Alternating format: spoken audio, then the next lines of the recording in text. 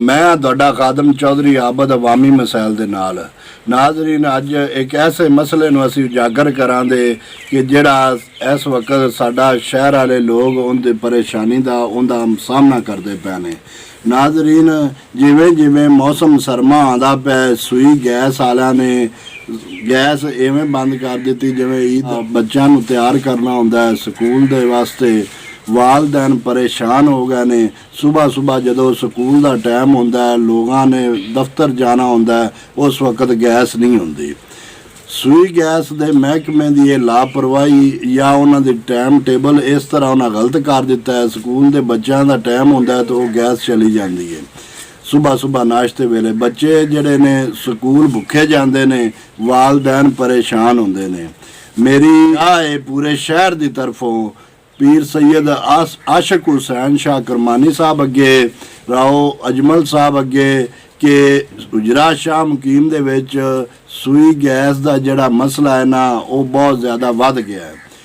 सवेरे सवेरे स्कूल के औकातकार दे विच गैस नहीं होंदी, गैस की बंदिश होंदी है ते वालदैन परेशान ने लोग उत्तों जिहड़ा है सुबह सुबह जदों नाश्ते का टाइम होंदा स्कूल के बच्चों का टाइम होंदा उदों ये गैस लै जांदे ने।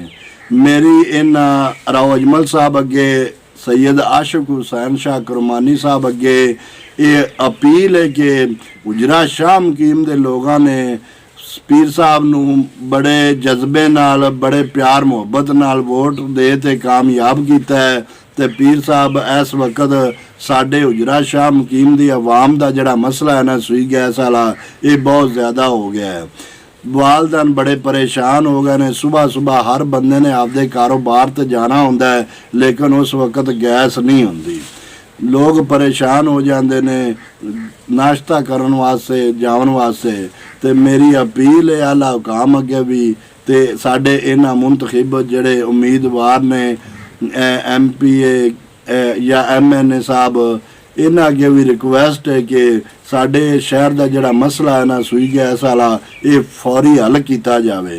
ये आवाम इस मसले तो बहुत ज़्यादा तंग साड़ियाँ बीबियाँ भैनां मावां ने सुबह सुबह जो खाना पकाना होंदा है उदों बड़ी परेशानी का सामना करदियां ने।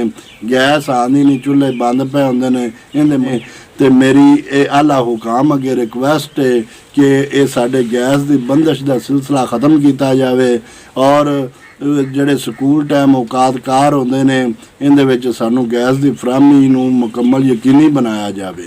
ਇਹ programme city press club register ਦੀ ਤਰਫੋਂ ਪੇਸ਼ ਕੀਤਾ ਗਿਆ ਹੈ।